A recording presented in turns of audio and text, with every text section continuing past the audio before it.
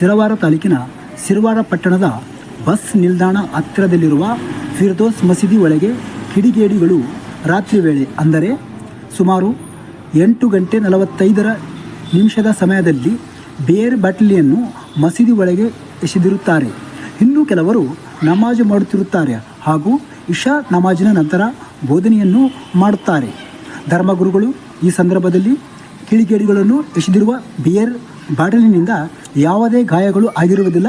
ಇದನ್ನು ಖಂಡಿಸಿದ ನಮ್ಮ ಮುಸ್ಲಿಂ ಸಮಾಜದ ಮುಖಂಡರು ಪೊಲೀಸ್ ಠಾಣೆಯ ಮುಂದೆ ಪ್ರತಿಭಟನೆ ನಡೆಸಿ ತಪ್ಪಿತಸ್ಥರನ್ನು ಬಂಧಿಸಬೇಕೆಂದು ಬೇಡಿಕೆ ಇಡುತ್ತಾರೆ.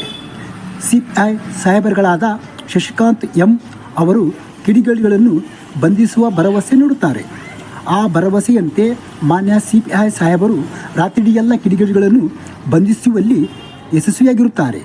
ಅವರ ಮಾಡಿರುವ ಕಾರ್ಯಗಳನ್ನು ಭಾರತೀಯ ಮಾನವ ಹಕ್ಕುಗಳ ಪರಿಷತ್ ರಾಯಚೂರು ಘಟಕ ಜಿಲ್ಲಾಧ್ಯಕ್ಷರಾದ ಹಿದಾಯತ್ ದೊಡ್ಡಮನೆ ಅವರು ಸಿಪಿಐ ಸಾಹೇಬರ ಬಂಧಿಸುವ ಕಾರ್ಯ ಶ್ಲಾಘನೀಯ ಎಂದು ಹೇಳಿದರು. ಹಾಗೆ ಎಲ್ಲ ಮಸೀದಿಯ ಅಧ್ಯಕ್ಷರುಗಳಾದ ತಮ್ಮ ಮಸೀದಿಗಳಲ್ಲಿ CCTV